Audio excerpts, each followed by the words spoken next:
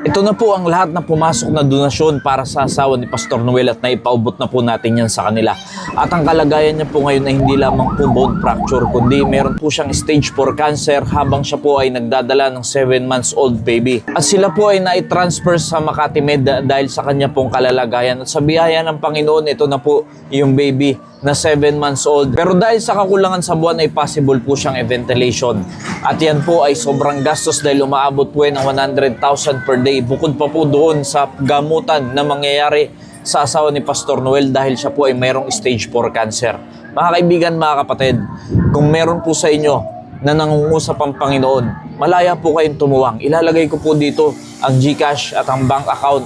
Ang anumang halaga ay magiging pagpapala po yan kung yan po ay gagawin nyo ng merong buong puso. At tuwangan nyo po kami sa panalangin na mag-miracle ang Panginoon sa kagalingan ni Ma'am Annalisa sa kanyang stage 4 cancer.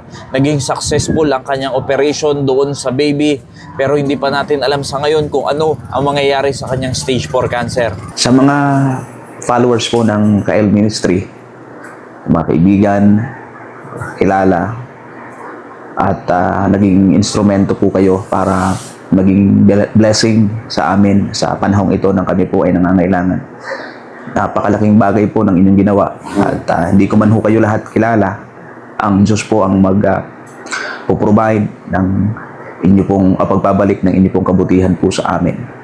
Patuloy nyo lang po akong humingi sa inyo ng panalangin sa mas malhalawak at mas mahaba pang pupuntahan at transfer po namin ng aking asawa maya-maya lang sa Makati Med at for other treatment. So pag-pray nyo lang po, alam ko pong walang imposible sa Panginoon sa panalangin. Maraming salamat pong muli sa inyo. God bless po sa inyo, mga kapatid.